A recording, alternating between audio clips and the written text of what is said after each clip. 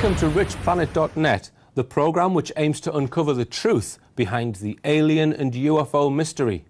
I'm Richard D. Hall, and in this week's programme I speak to veteran UFO investigator David Cayton to uncover some more of his Bob Lazar cases.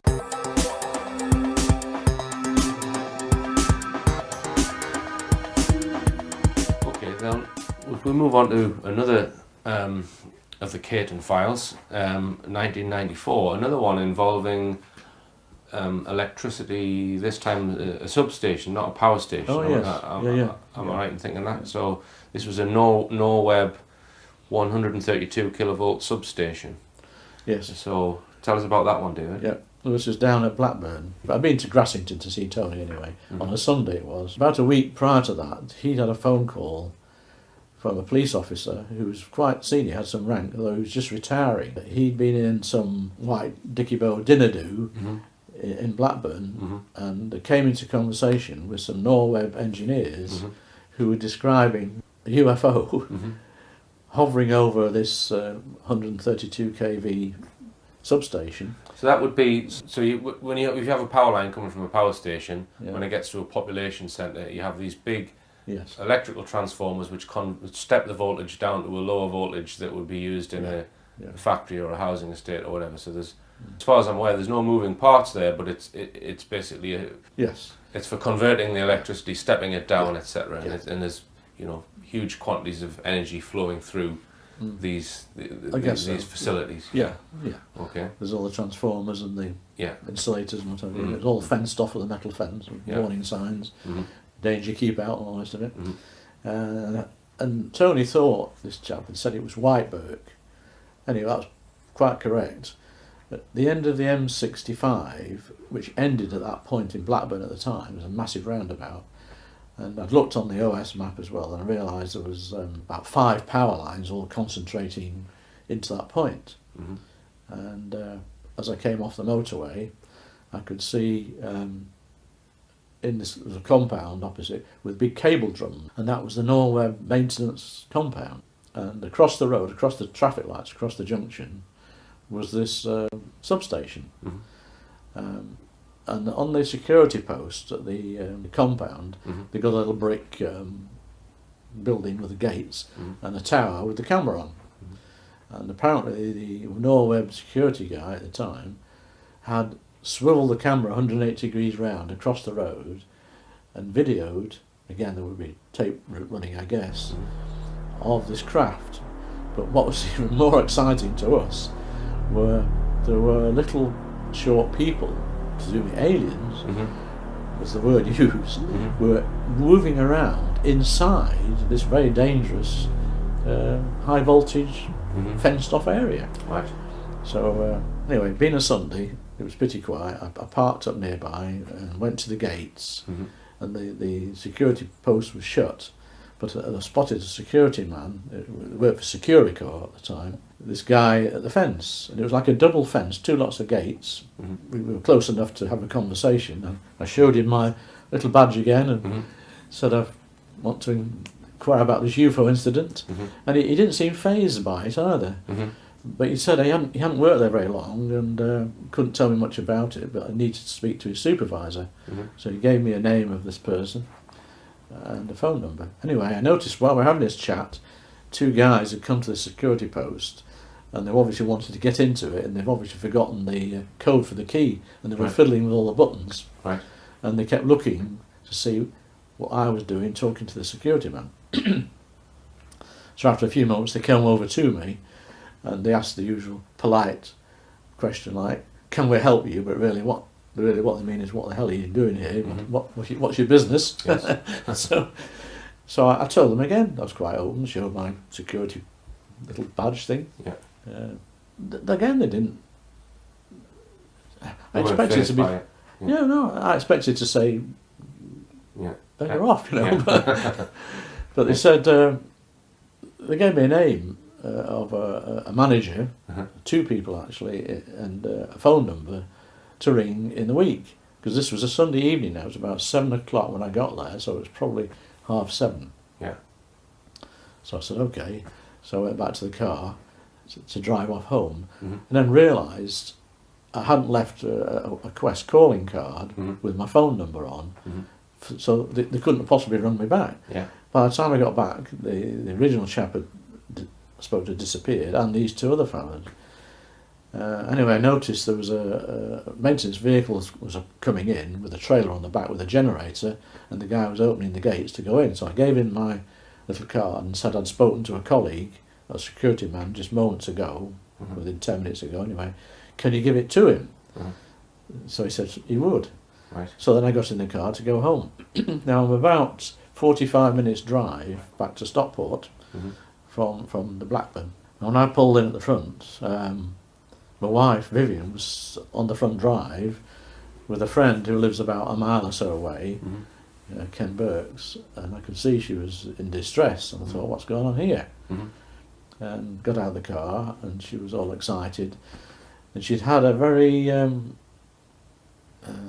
disturbing phone call, probably within 30 minutes of me leaving Whiteburn, and this chap in a very educated voice, very sort of officious, it's intimated that I'd been detained at the Wire, or this Norberg facility, but he didn't name it where it was, which got her in a tizzy, thinking I was under arrest, right, and perhaps in the local police cell or something, and so I was amazed that leaving from the moment of leaving my phone number with that chap who would have to find that person I gave it to in the first place.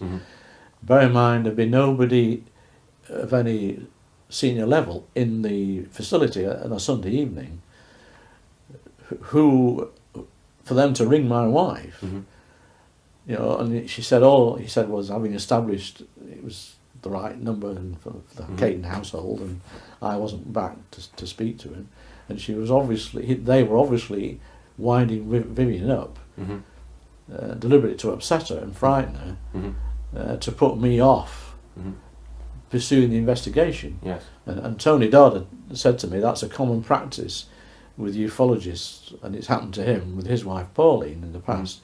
If is to go for the wife to get some domestic flack, yes, to influence you to back off.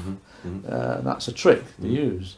And the video footage was never observed by yourself. No, because I guess that was probably ended up in the MOD or somewhere eventually. Right.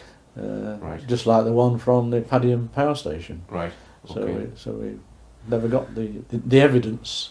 Was buried. In terms of UFOs above power lines and power stations, I mean, I know that there's been sightings of UFOs above Hartlepool nuclear power station. Yeah. I mean, do you think that they're interested in energy, or do you think that's what they think? Definitely. You think so? Whether they need the water, they certainly take water, and they might need electricity to top up and charge the systems in the craft. Yes. Nobody knows. But they're certainly interested in probably more nuclear power stations than conventional power stations. And there's many reports from around the world, from Argentina to Timothy Good reports in Puerto Rico. And a lady rang me up one day saying as his child, she was about 8 years old, they were playing on the beach on Anglesey in North Wales, sort of west side of Anglesey at the top, was Wilfer power station, which is nuclear. Right. And this craft came out of the sea by the power station. Right.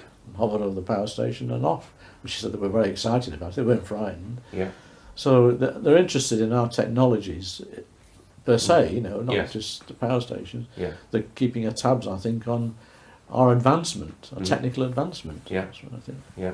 Because if they were actually extracting power then from the grid, then that would be measured, you know, on the national grid's systems. They would know straight away if there was power. They'd have a drop, wouldn't they? Yes. Yes. Yeah. And they would need to cater for that drop by stoking up one of their power stations boilers, which is what they do when basically you have the break in Coronation Street when everyone puts their kettle on at the same time. They have to have a spinning reserve on the grid, which then it caters for that for that eventuality. But they would know. In other words, what I'm saying is that if they were withdrawing power, but would they tell us if that happened? Probably not. No, I should think not. No, it's all part of the cover-up, isn't it? When you think about it. Mm-hmm. So you think then that you know that, I mean, you and I agree that there's a cover-up, that perhaps cameras around power stations and nuclear facilities, that the MOD have perhaps got one eye or some kind of influence over those kind of security cameras where UFOs are likely to appear. Yeah, because they must know, like we know, that where these things occur on a more regular basis. It's a way of monitoring the situation, but controlling the situation. Yeah, so that I'm sure there will be a link when a power station manager reports an incident. Some guy, faceless guy in a grey suit will appear and collect the tape or whatever, and have a chat, and that'll be the end of it as far as they're concerned. Right. So it'll be more stuff in the files that they are not releasing. Yes. So, just like the Cyprus case and Group Captain Burgess's case, I'm sure, well, they've probably been destroyed anyway, but I'm sure some of those cases will be different files. So what they're looking at now to filter out, to come into the Public Records Office at Kew, will never appear. So they only release what they think is fairly innocuous stuff, which we're not going to do them any particular damage to. And all they have to do is say that, well, we think this is a matter of national security, so we're going to put the top secret stamp on it, and then it'll basically we'll never get to see it. It might be another 70 years.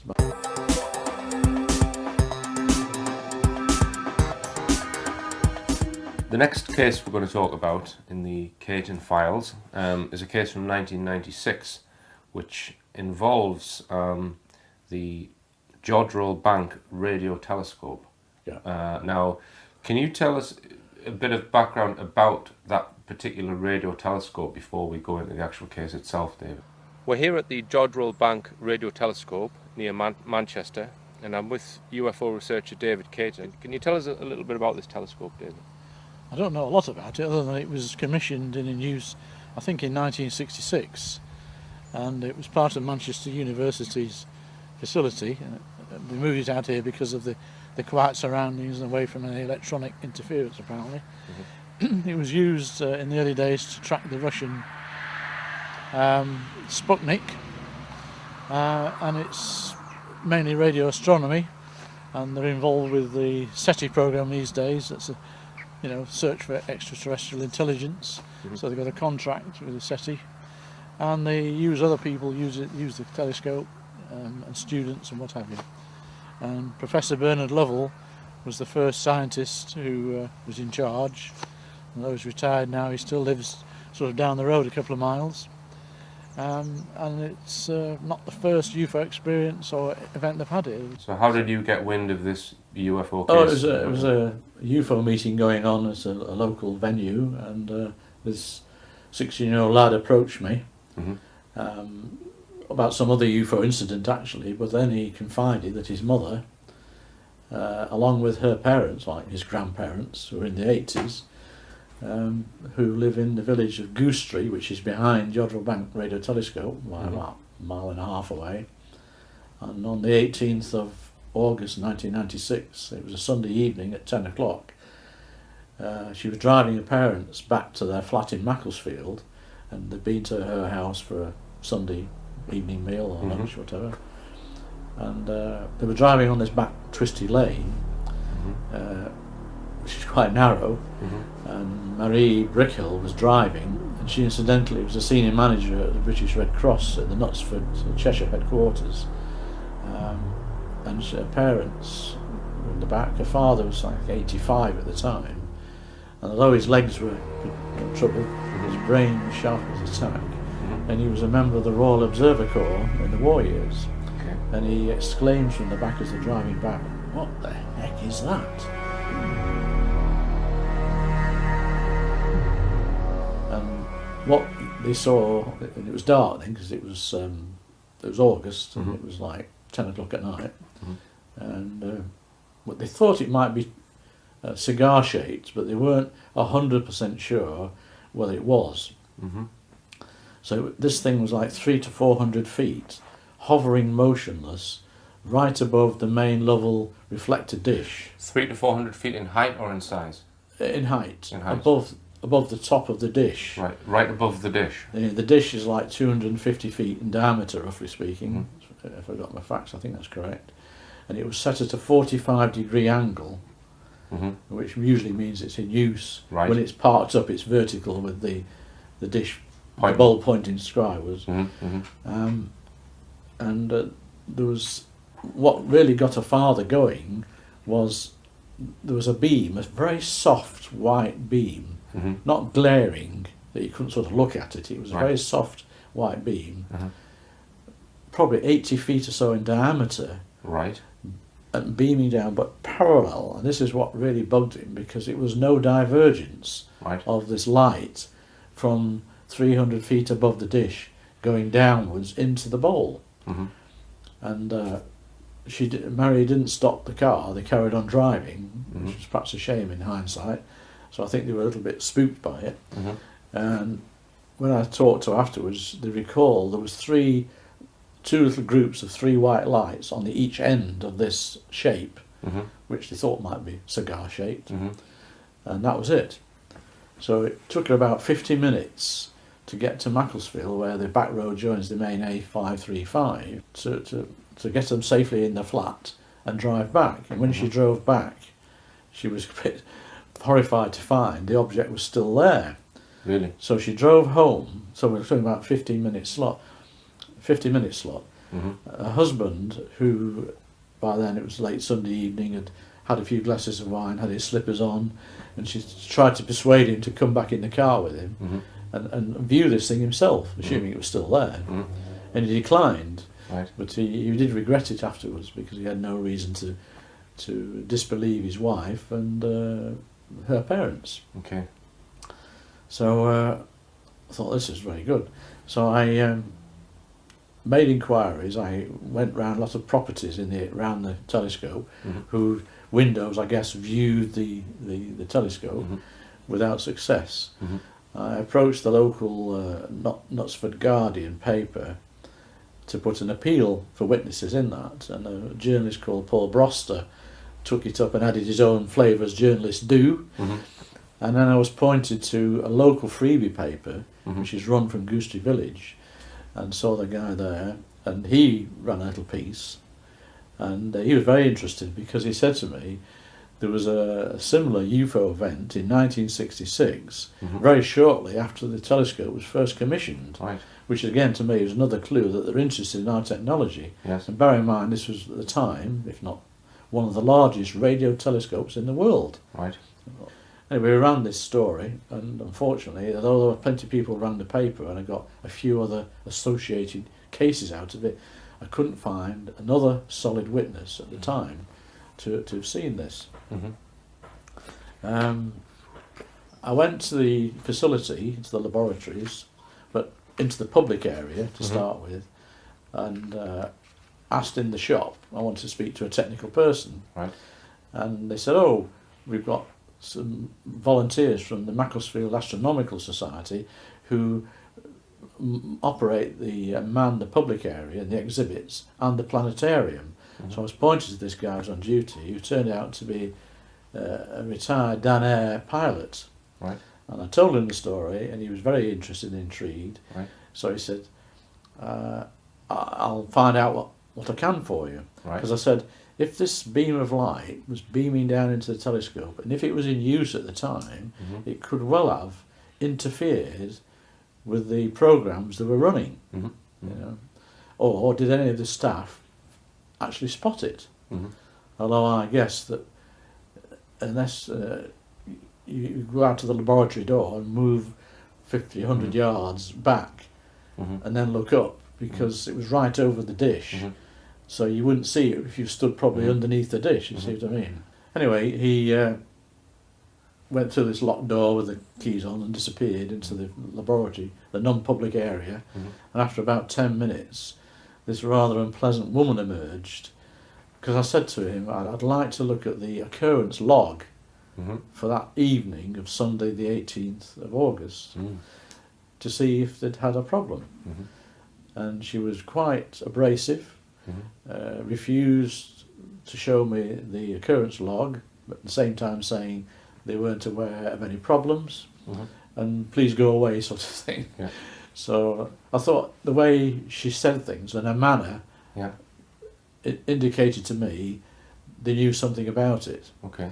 Now, unfortunately, the journalist, the Knutsford Guardian, Broster, as journalists do, had jumped the gun when he was doing his article for the paper, had phoned Jodrell Bank to ask about it, and was probably told a similar put-off. So anyways, they'd been tipped off that this, if it was a secret and they knew about it, and they were probably a bit alarmed that a journalist had approached them about it.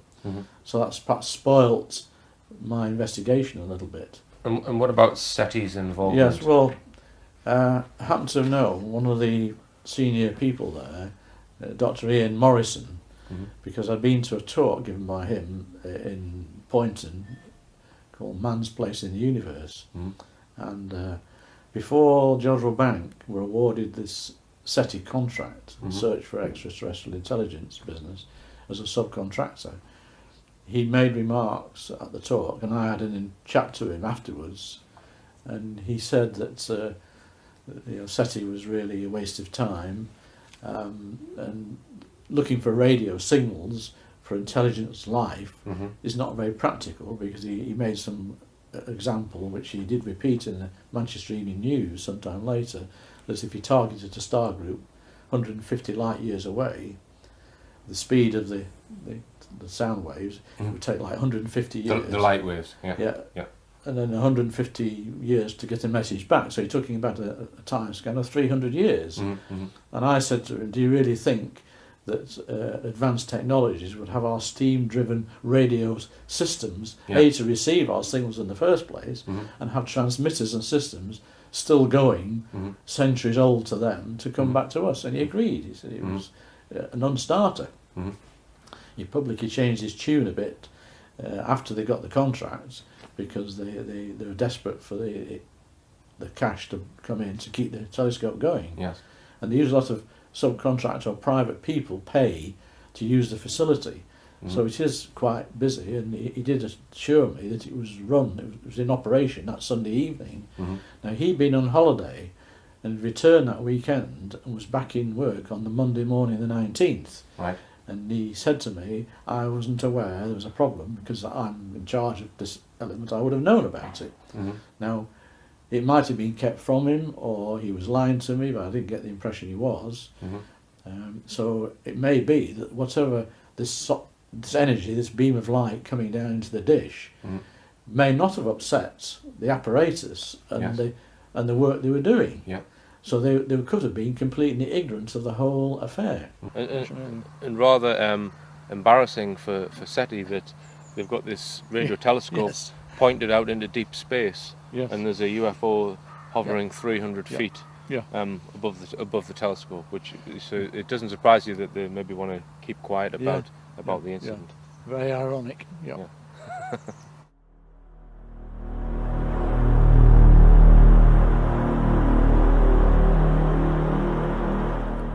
David's files are full of intriguing and notable cases, not just on UFOs, but animal mutilation and crop circles as well. I asked him why he hadn't yet written a book with all of this information, and he said he just hadn't had time. Next week, I will be looking into secret underground bases, and the following week, another instalment of the Cayton Files. What are we going to say? Gordon. What are we going to say? I don't know about that. Okay.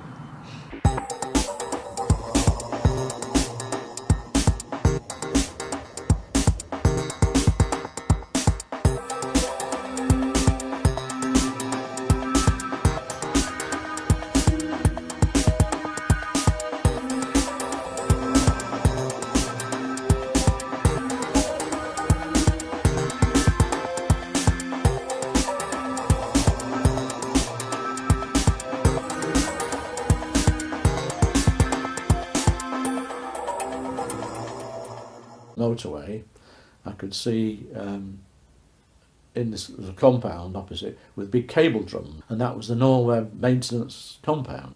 And across the road, across the traffic lights, across the junction, was this substation.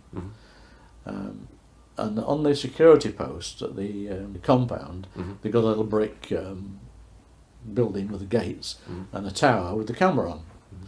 And apparently the Norweb security guy at the time had swiveled the camera 180 degrees round across the road and videoed, again there would be tape running I guess, of this craft. But what was on a Sunday it was, about a week prior to that, he'd had a phone call from a police officer who was quite senior, had some rank, although he was just retiring. He'd been in some white dicky bow dinner do in Blackburn and came into conversation with some Norweb engineers who were describing a UFO hovering over this 132 kV substation. So that would be, so if you have a power line coming from a power station, when it gets to a population centre, you have these big electrical transformers which step the voltage down to a lower voltage that would be used in a factory or a housing estate or whatever. So there's, as far as I'm aware, there's no moving parts there, but it's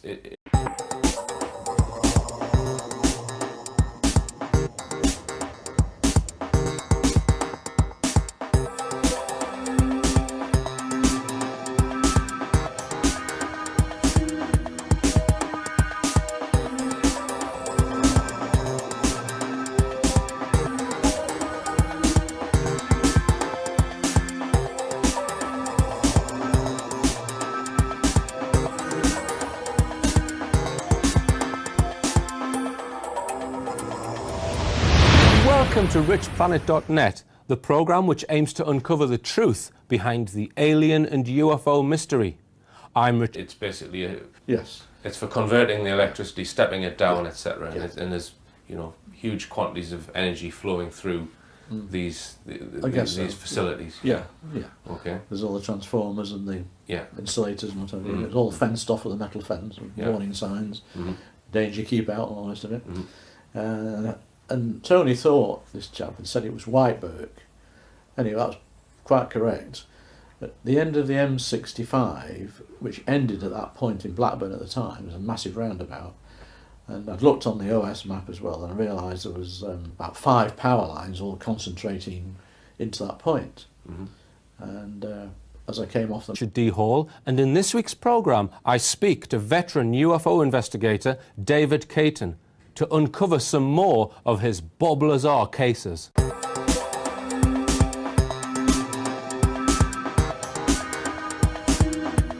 Okay, then if we move on to another of the Cayton Files, 1994, another one involving electricity, this time a substation, not a power station. Oh, yes. Am I right in thinking that? So this was a Norweb 132 kilovolt substation. Yes. So tell us about that one, David. Yeah, well, this was down at Blackburn. I've been to Grassington to see Tony anyway.